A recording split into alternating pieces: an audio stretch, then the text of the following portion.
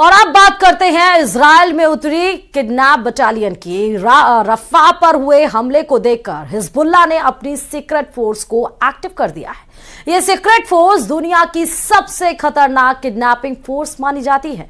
खबर यह है कि हसन नसरल्लाह ने इजरायली सैनिक पहाड़ों पर लड़ने के लिए ट्रेनिंग दी गई है।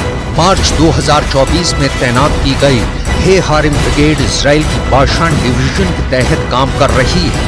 इसके टारगेट पर है हिजबुल्लाह की छापामार फोर्स, जो हमेशा इजरायली सैनिकों को किडनैप करने की फिराक में रहती है। 2006 में हिजबुल्लाह ने ऐसी ही किडनैपिंग की साजिश रची थी, जब लेबनान इजराइल बॉर्डर पर हुए हमले ने अचानक पूरी दुनिया को चौंका दिया था। ये तभी की तस्वीरें हैं। तारीख 12 जुलाई 2006। हिजबुल्लाह के छापामार दस्ते ने रॉकेट से हमला करके इजराइल के गश्ती दल पर हमला किया। इजराइल के 3 सैनिकों को मार डाला और फिर उसके 2 सैनिकों को किडनैप कर लिया। उन्हें छुड़ाने गए सैनिकों को भी हिजबुल्लाह ने ट्रैप में फंसा दिया था और रेस्क्यू टीम के 5 सैनिकों को भी मार डाला था। किडनैपिंग का मकसद था इजराइल की जेलों में कैद अपने लोगों की रिहाई। इसलिए 2006 के बाद 2024 में भी हिजबुल्लाह 18 साल पुराने plan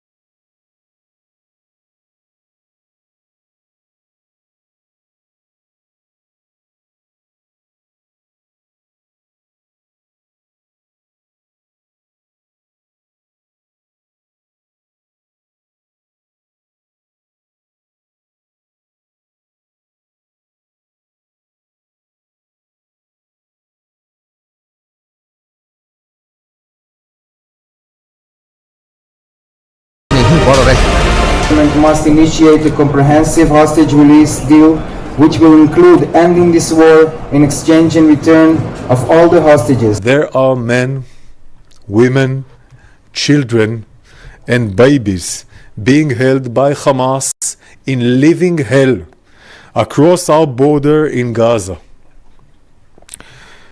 We will not stop fighting for their freedom. Every decent country in the world would do the same. क्या नेतन्याहू नसरल्लाह के प्लान 2006 से डर जाएंगे या शिकार खुद बनेगा शिकार? मतलब क्या हिजबुल्लाह चीफ हसन नसरल्लाह को भी किडनैप किया जा सकता है? गाजा, इजराइल और लेबनान का बॉर्डर इस वक्त बहुत एक्टिव है। इजराइल और हिजबुल्लाह लगातार एक दूसरे पर हमला कर रहे हैं और अब डर ये है कि हिजबुल्लाह 2006 वाले प्लान को दोहराएगा। 2006 में हुई किडनैपिंग के दौरान इजराइल और हिजबुल्लाह के बीच युद्ध भी हुआ था, जिसमें दोनों तरफ बड़ा नुकसान हुआ।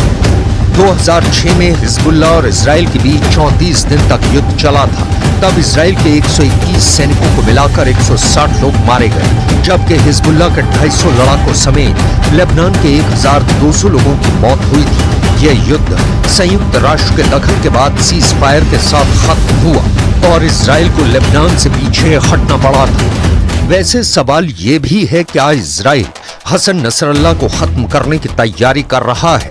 इजराइल की सुरक्षा एजेंसियों में इस बात की चर्चा है कि क्या हसन नसरल्लाह को किडनैप किया जा सकता है। हिजबुल्लाह के इस कमांडर ने कैसे इजराइल की नाक में दम किया हुआ था, आप ऐसे एंटी टैंक मिसाइल वाले हमलों को देखकर समझ सकते हैं। न सिर्फ ऐसे हमलों से हिजबुल्लाह इजराइल की बख्तरबंद गाड़ियों को उड़ा रहा है, बल्कि बॉर्डर पर तैनात किए गए कई कम्युनिकेशन सिस्टम पर भी धमाके कर रहा है। अब उसका प्लान इजरायली सैनिकों को किडनैप करना है, लेकिन इजराइल को कम आंकना गलती होगी। गाजा में लड़ाई के साथ क्या अगला नंबर हिजबुल्लाह के चीफ हसन नसरल्लाह का है? क्या इजराइल के टारगेट पर इस्माइल हानिया भी आ चुका है?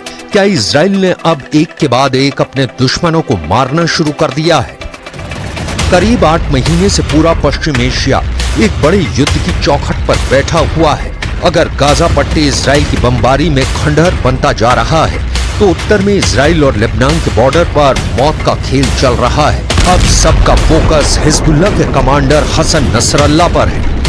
हसन नसरल्लाह का हेडक्वार्टर लेबनान की राजधानी बेरूत में है। बेरूत में दाहिया नाम का इलाका है, जो हिजबुल्लाह का सबसे मजबूत गढ़ माना जाता है। बताया जाता है कि यहीं पर करीब 150 फीट गहरा बंकर है और यहीं 2006 से हिजबुल्लाह चीफ हसन नसरल्लाह का घर है।